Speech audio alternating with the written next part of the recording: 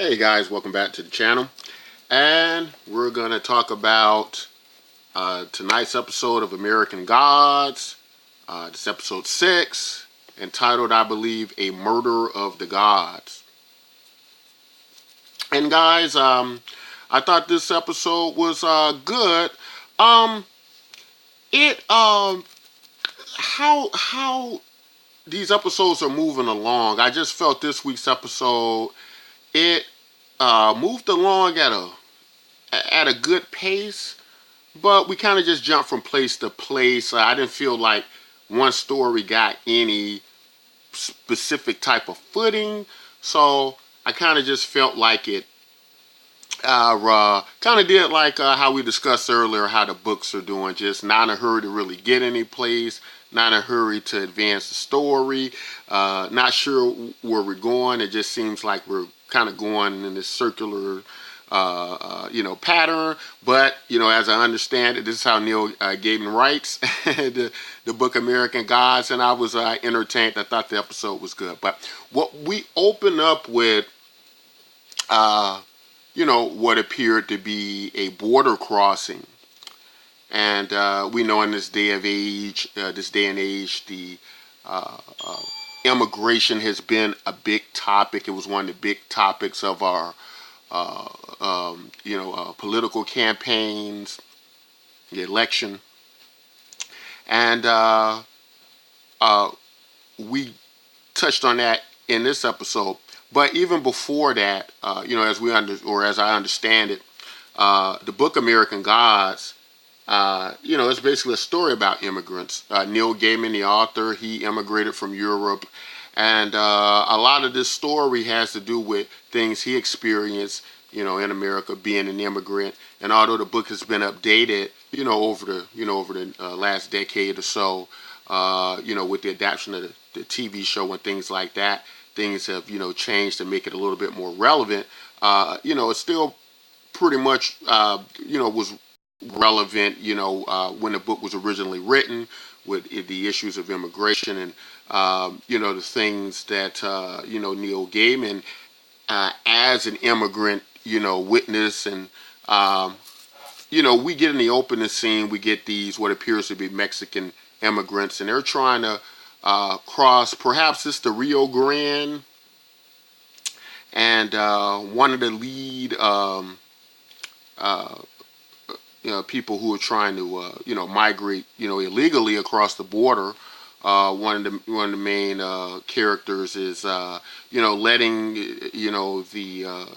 letting them know, basically, hey, that if these rivers rise too high and you can't swim, don't come. But of course, they understand the stakes are high. That's the opportunity to make it across the border to America. And so we get immigrants who are taking a chance anyway. They're taking a risk anyway. And, we get to see one who doesn't make it, but he's mysteriously rescued by this angelic figure that looks like Mexican Jesus. And, it's kind of interesting as we look back at some episodes we had older, Mr. Wednesday, and he was speaking about how the faiths in many types of Jesus have produced many types of Jesus. We know this story is about the belief of humans, and through their belief systems, they're actually creating these gods, giving the gods this power, the power to live. And so one of the immigrants who's drowning is actually rescued by what appears to be the Mexican version of Jesus. And he's performing miracles. He's walking on water and things like that. Of course, these immigrants is kind of, symbolic of what we've seen, with all the other various deities being brought with their people to America, and we get the immigrants in Mexico, and they're bringing Mexican Jesus with them across the border. But then we get what appears to be, I imagine, they're like border patrol operatives of some sort. And I don't know if they're like, obviously they must be like, volunteer border patrol people of some sort, because they just start firing on these immigrants. And we get this scene where Mexican Jesus, he basically sacrificed himself. He dies for this family so that they may live uh, and continue on. So it's again the Jesus story being fulfilled. Him sacrificing himself for humankind, these particular group of humans, through the Mexican belief system in the concept of Jesus. So very interesting, all very interesting. And like I was saying, Mr. Wednesday did tell us that there were many types of Jesus. And we know that through religion and various things, a lot of people have their concept and idea of what Jesus looks like, what Jesus is like, and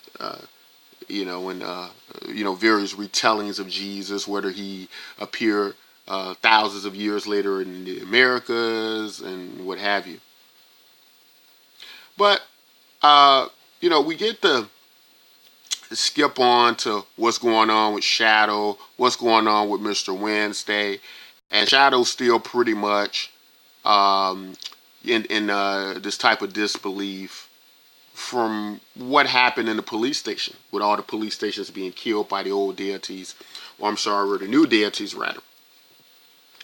But it's very interesting because he's been wounded by this nature god, this tree god, and we get this kind of description, explanation of this tree god that we a lot of us trying to figure out what happened last week.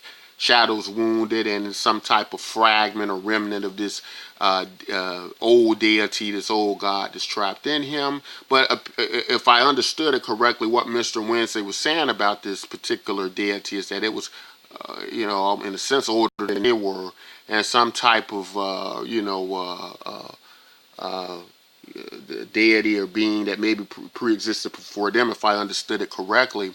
But my thoughts on this deity was, I think, pretty much on the money, because I was thinking, I was like, there's no way that this deity is on uh, either of their sides, that it's kind of doing its own thing and has its own interests, and that's exactly what was happening. But we kind of get again this disbelief situation between Shadow and what's going on, and him finally starting to come to terms with, all this is real, with especially what happened with Laura Moon, his wife, her coming back from the dead. So, at this point, it's really getting hard for Shadow not to just believe everything and face reality. And with Shadow, one thing I kind of liked about the acting and the progression of American Gods with these discoveries and various things is sometimes I notice in a lot of these type of fantasy / science fiction shows and things like that, that people very quickly come to terms with whatever fantastical things they're dealing with. If they, whether they discover aliens or deities or ghosts or whatever, usually they come to terms with it quick, and I imagine that's so they can move the story along. So, we're not spending, a large amount of time on, them emotionally, psychologically dealing with the issue at hand. But I kind of just like how they've done the show with Shadow, how he comes to term, how his psychologically he kind of just goes into this state of disbelief or shock, or and I would imagine psychologically something like that could really happen to a person. That if they've are confronted with such a incredible such an incredible situation like this, that it could be overwhelming to them to the point where they would just withdraw. So some people deal with it that way, whereas we see some people who kind of go into a panic. But one thing for sure, excuse me, I don't think in a situation like this,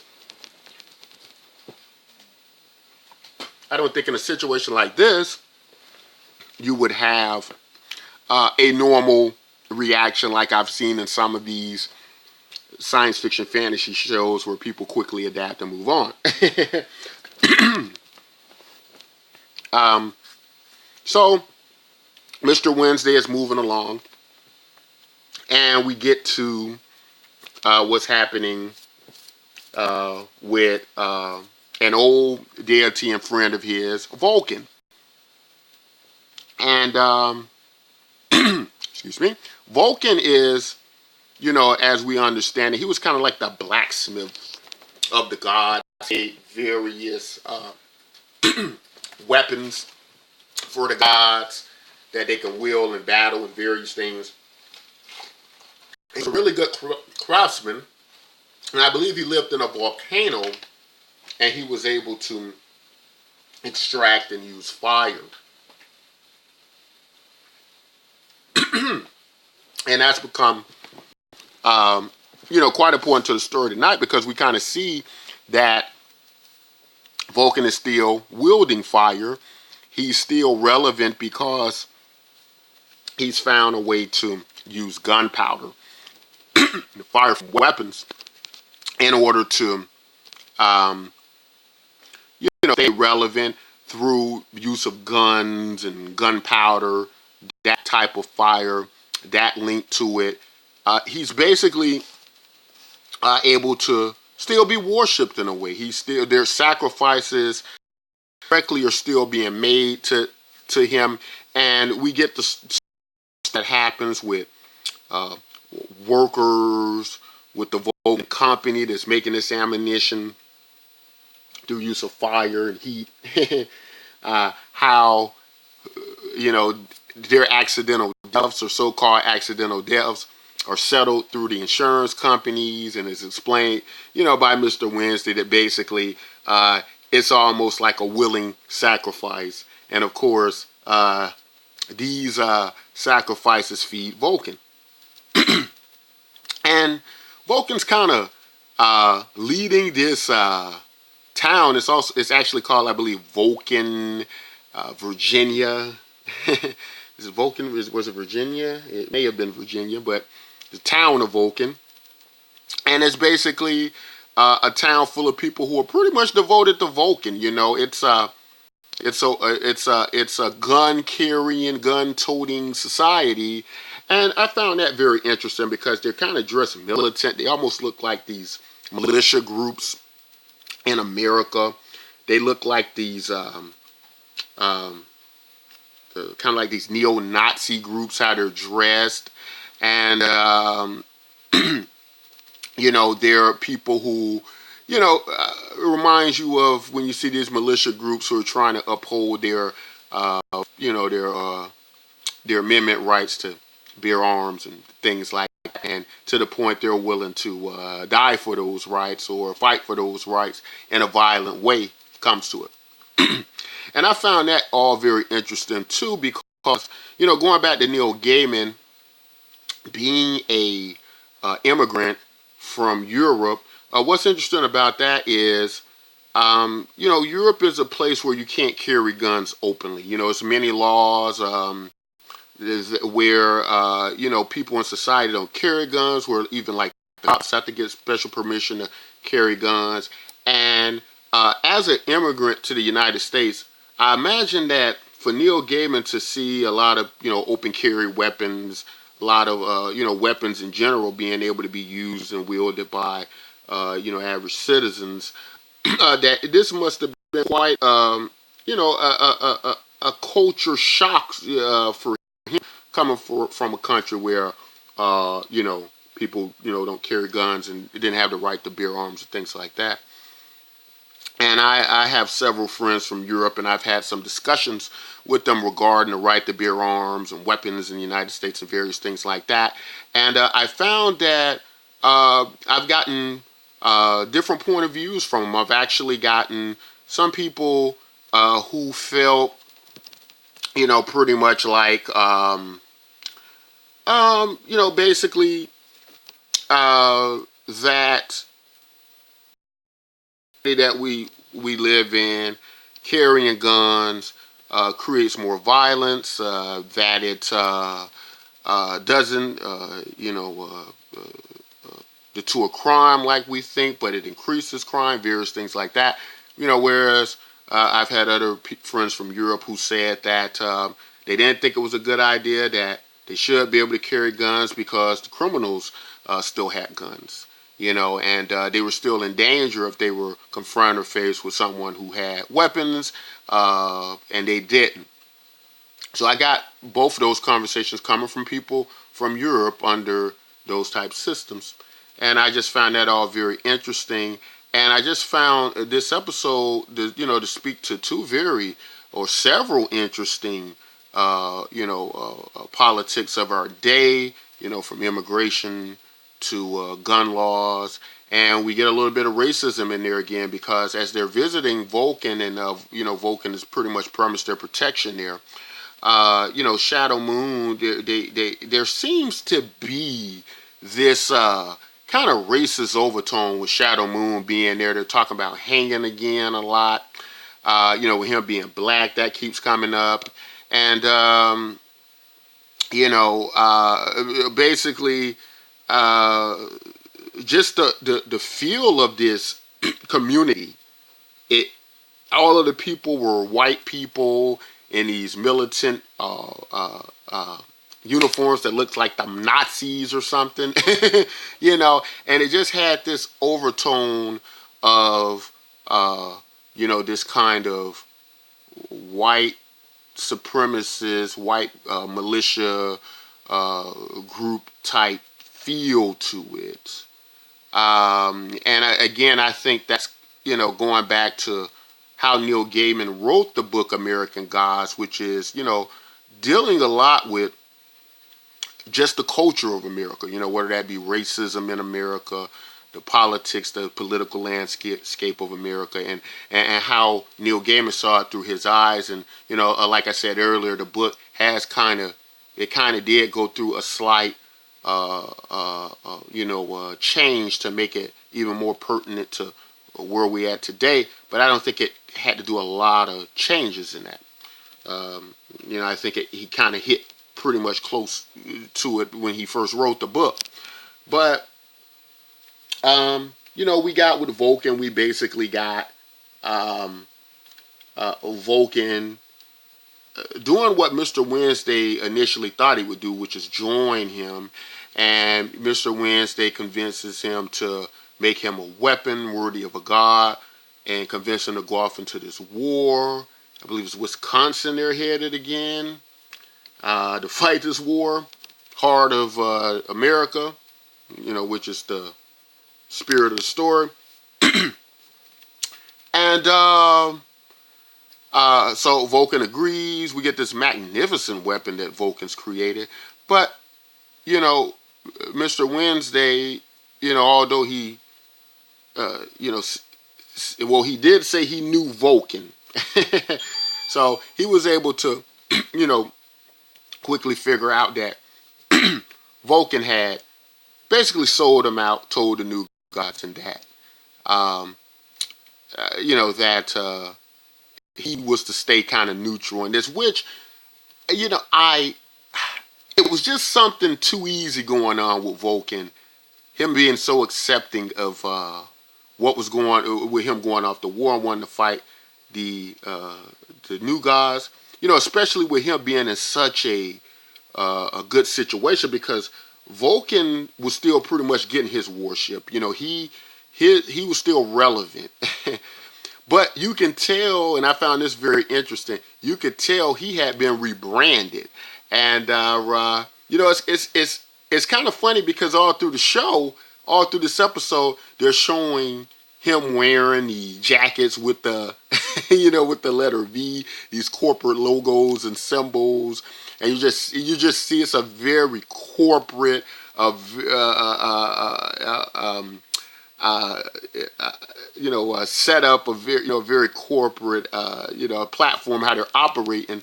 And that just went back to last week's episode about how the new guys wanted to rebrand the old guys and bring them up to speed, that they didn't really want this war. And Vulcan's reaping the benefits, of it, you know.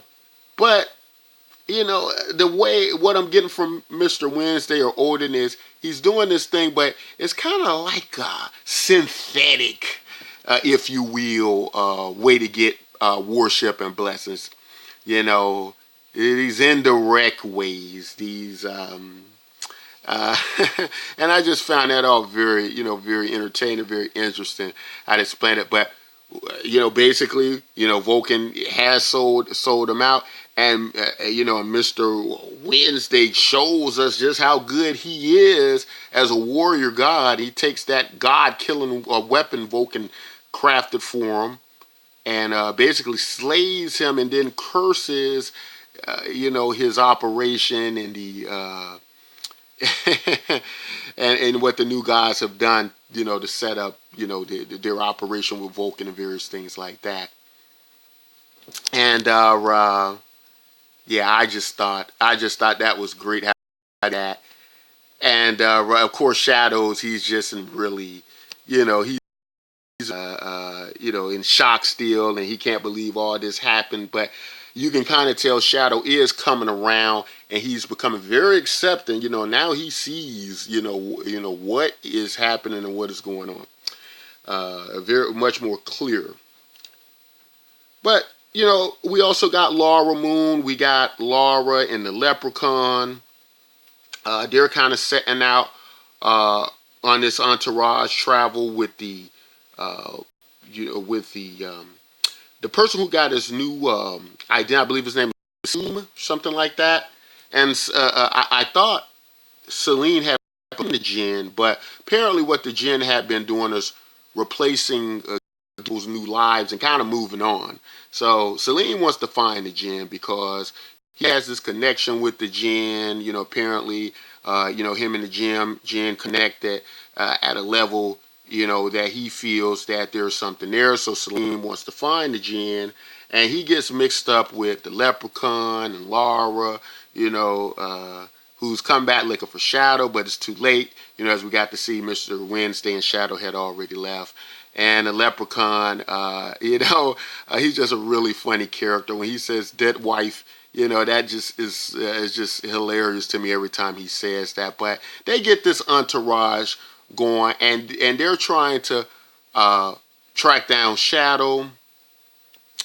Salim's trying to find the Jinn with the help of the Leprechaun. So they're like this traveling entourage now.